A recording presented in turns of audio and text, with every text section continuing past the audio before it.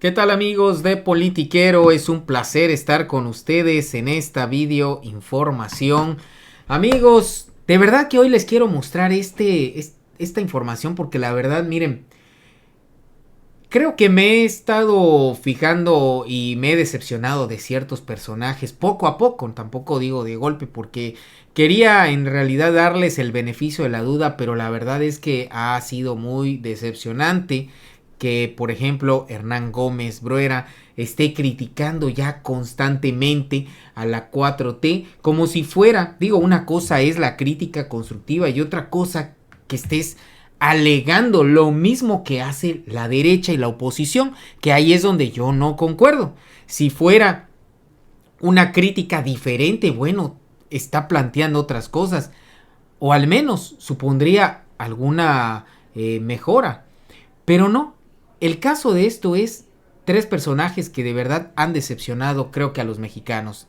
Uno es Hernán Gómez, otro es Carlos Pérez Ricard, que para mí creo que era realmente el que en el que es peor la decepción por cosas que se han dado a conocer últimamente y que de hecho se los voy a presentar en un video el día de mañana, así que estén al pendientes.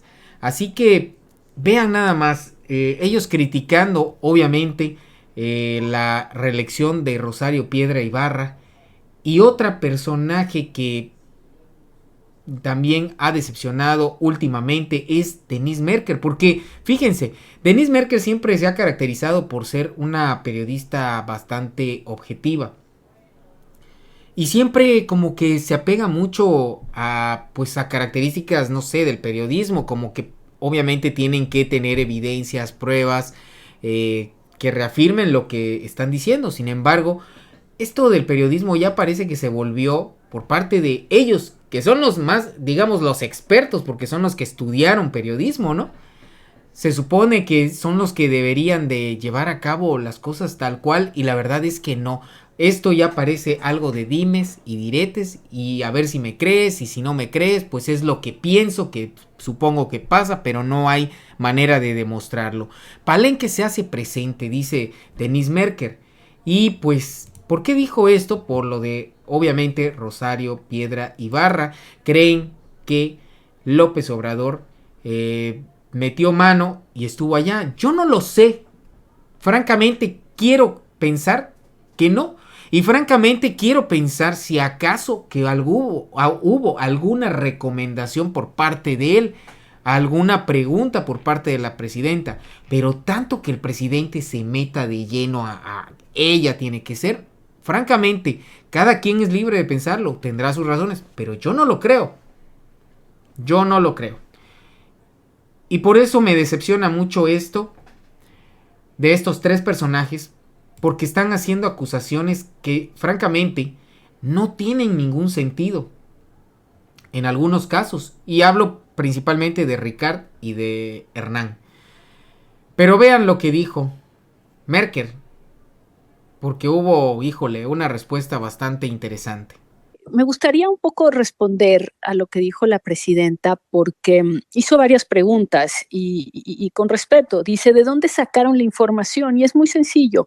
El hecho de la coincidencia no es porque todos tengamos la misma imaginación, es porque eso es lo que dijeron los propios senadores de Morena. Eso es lo que le dijeron a los reporteros que estaban ahí en corto, a los que hablamos con ellos. Lo que ellos decían es una instrucción que viene del expresidente y esa es la manera en que lo manejaron los operadores. Nadie, o sea, a mí nadie me dijo, a mí me habló el presidente, decía, nos están diciendo que esa es la instrucción del presidente. Entonces, pues la fuente es esa, ellos, eso es lo que manejaron. Desde luego, siempre queda la posibilidad, y yo también en mi texto lo dejé abierto, hay la posibilidad de que estén invocando el nombre de Andrés Manuel López Obrador como Charoleando, eh, ¿no? Como se dice. charoleando, digamos, como, pero bueno, me parece bastante audaz. En todo caso, me parece que la presidenta hoy dice, uno, ¿de dónde sacaron la información? Esa es la respuesta. Después habla también de que ¿por qué pensamos que tiene que haber una línea? Pues no lo pensamos, es lo que se vio. Es decir, los senadores, habían varios senadores de Morena expresado públicamente las razones por las cuales consideraban que tenía que haber una renovación al frente de la Comisión Nacional de Derechos Humanos. Esto no fue oculto, esto fue expreso.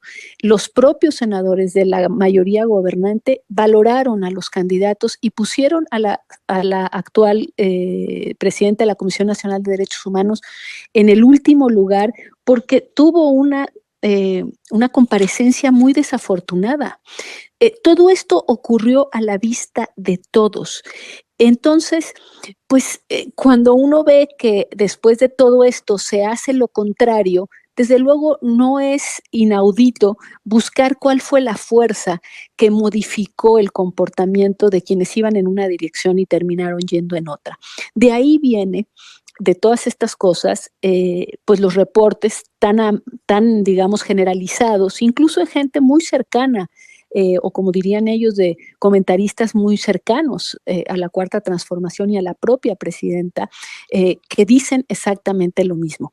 La presidenta hoy habla de las críticas. ¿Por qué no criticaron a las anteriores ombudsman? Por supuesto que se les criticó a Raúl Plasencia, a Luis Raúl González. Por supuesto que se les criticó porque estaban haciendo lo mismo y porque no hay ningún tipo de mecanismo de designación que sea perfecto.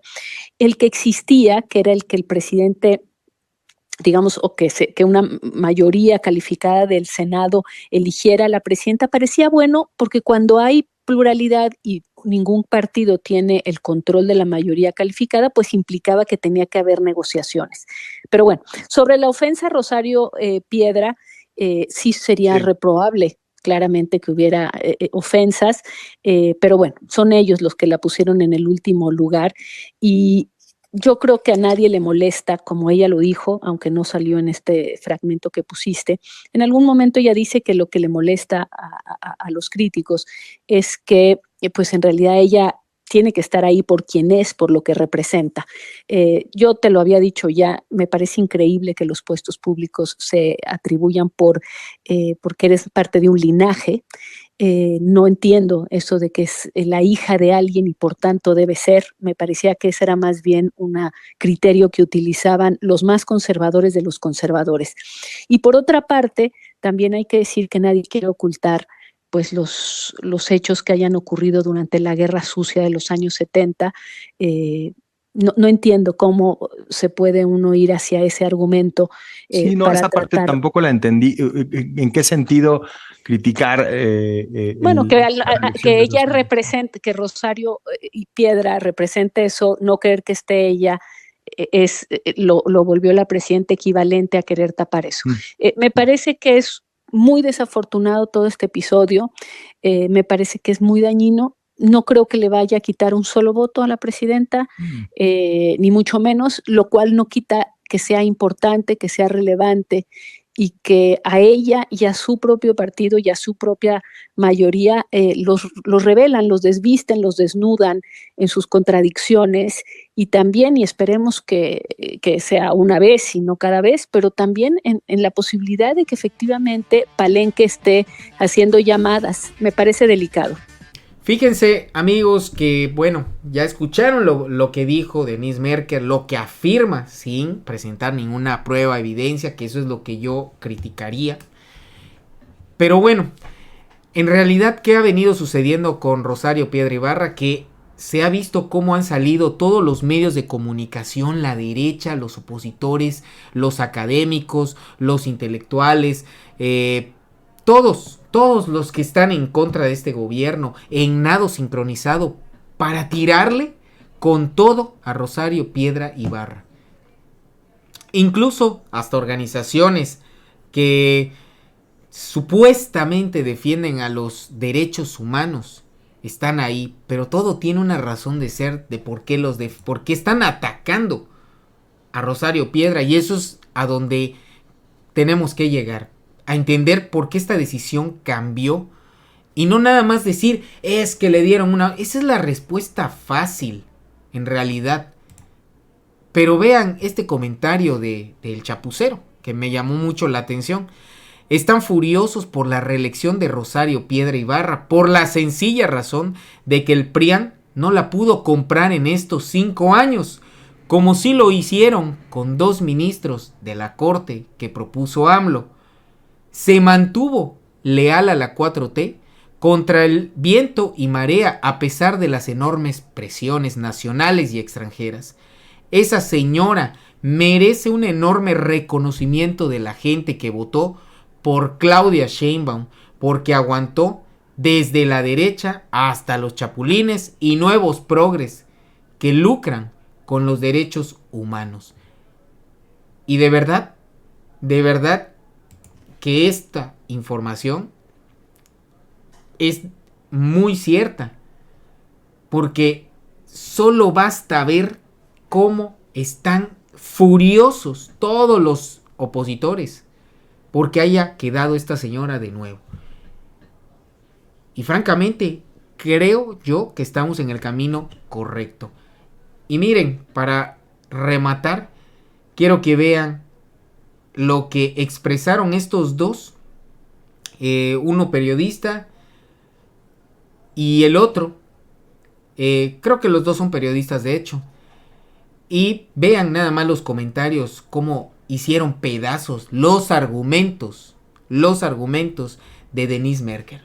En el Senado, todavía hoy las primeras horas. Generalmente digo decepcionante, pero no sorpresivo. Esto sí me pareció sorpresivo por la forma en la que fue ejecutado. Vimos a un Noroña gritando, al presidente del Senado gritando, porque la oposición estaba colocando una mampara que finalmente lo que quería era asegurar un voto secreto.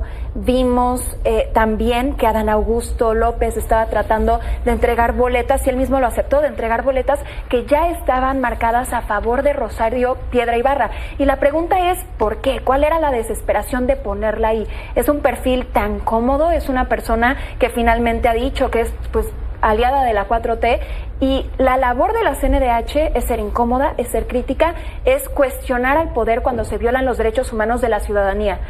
Y Rosario Piedra Ibarra no ha hecho eso. Entonces, quizás por eso es que le surgía reelegirla. Manuel.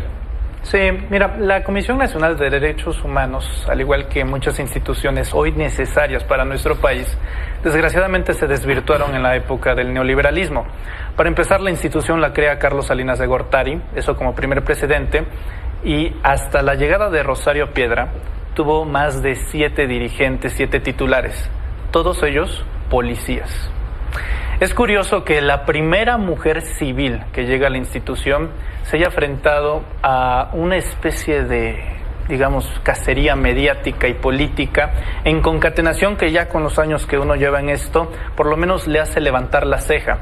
Sobre todo en el sentido de que se le acusa a la Comisión Nacional de Derechos Humanos que ha sido omisa en los casos de militarización o de Guardia Nacional.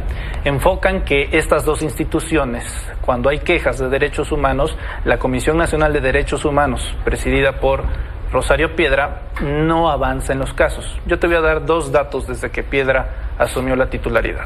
Para empezar, de todos los casos relacionados a la Sedena, el 86% lo resolvió la Comisión Nacional de Derechos Humanos. Y en el caso de la Guardia Nacional, lo resolvieron más del 85%. Es decir, la narrativa per se de que la CNDH encubre una supuesta inexistente militarización, no tienen idea de lo que es la militarización en este país, no la conocen en otros países, no utilizan los términos de manera banal, y conforme a la Guardia Nacional va dirigido, entre otras cosas, para atacar la arquitectura de la estrategia de seguridad de la 4T. Entonces, de otra manera, yo no vería tan interesado al PRIAM en usurpar la titularidad, y si quieren, entre otras cosas, una diferente titular de la CNDH, pues que consigan mayoría calificada y con todo el gusto del mundo. Miguel. Ay, qué interesante tema. Mira, de entrada creo que hay que movernos al origen, a cómo es electa primero Rosario Piedra hace poco más de 5 años, cuando llegó a ser presidente de la Comisión Nacional de Derechos Humanos por un fraude. Fraude que fue evidenciado en el Senado de la República por el senador Ricardo Anaya, donde se demostró además con un video que fueron 116 personas las que votaron y no 114, como ellos ostentaban. Por lo que ella, para llegar, necesitaba 78 votos y no los que adquirió para llegar. Entonces, de entrada, es una persona que llegó con un fraude, una persona que estuvo ahí de manera ilegítima. Pero ¿qué es lo grave? Porque no es nada más llegar ilegítimamente de origen, sino que en el proceso en el que ella fue presidenta de esta Comisión Nacional de los Derechos Humanos, hubo 3.500 quejas contra la Guardia Nacional. Qué bueno que las mencionabas. Pero ¿sabes en qué sentido resolvió esas, o la gran mayoría de esas 3.500 quejas? Pues casi todas del lado del poder. La Comisión Nacional de Derechos Humanos está creada, o en teoría está creada, para defender a las víctimas en este país. Víctimas de los gobiernos, víctimas de las personas que se pasan por el arco del triunfo, los derechos humanos en este país. Y hoy la CNDH está doblegada, así es, doblegada frente al poder. Hoy vemos, presidiendo la CNDH, una persona que no apoya a las víctimas. Eliud, ¿qué es lo que le molesta al PRIAN de Rosario Ibarra? Yo les voy a dar datos importantes. Ella eliminó los viajes costosos, los autos de lujos, los chefs que estaban dentro de la CNDH, demás cosas, guardaespaldas, y ese dinero, que el outsourcing que eliminó de ahí, lo destinó para la Comisión de Atención a las Víctimas. Y vámonos a los datos. Rosario Ibarra, o en su administración, se emitieron más de 1,000 recomendaciones, más que las 3 administraciones pasadas juntas de la CNDH. Yo creo que es muy incómoda no tener una CNDH que esté al servicio del PRI o del PAN, pero también de todas las quejas que han llegado, el 83% se logró que no se convirtieran en violaciones a derechos humanos. Entonces yo creo que sí es importante saber cuál es el nuevo papel que está jugando la CNDH, porque la misma Rosario Ibarra, y creo que hay muchos aquí que estamos de acuerdo que en gobiernos anteriores y gracias al Poder Judicial se le ató de manos a la CNDH para que no pudiera hacer nada en materia de defensoría de nuestros derechos. Se le ató de manos para que ellos simplemente justificaran lo que hacía el Estado. Déjame darte un ejemplo. En la recomendación 15VG/18 de Ayotzinapa, la CNDH había revictimizado a los estudiantes de Ayotzinapa, había acordado como la verdad histórica lo único que había pasado. ¿Qué pasa cuando llega Rosario Ibarra? Niega esta recomendación y pide que se rectifique desde la comisión. Es obviamente incómodo que haya una comisión que ahora sí esté buscando defender los derechos del pueblo de México, pero aparte de ello lo que va a buscar es también reformarla porque se reconoce que está atada de manos la CNDH. En el caso de México, primero estamos muy lejos de la fantasiosa dictadura que les encantaría vivir, porque si realmente viviéramos en una dictadura, muchos de los dirigentes políticos por hechos, como lo vamos a estar a punto de hablar en unos minutos, estarían en prisión y no dirigiendo partidos políticos. A mí me llama mucho la atención el desamor, la efervescencia con la que el PRIAN se ha quedado con las ganas de quedarse con la titularidad de la CNDH. Y en mi experiencia personal, y puedo hablar a millones de mexicanos, cuando resulta ser malo para el PRIAN, suele ser bueno para México. Manuel Eliud,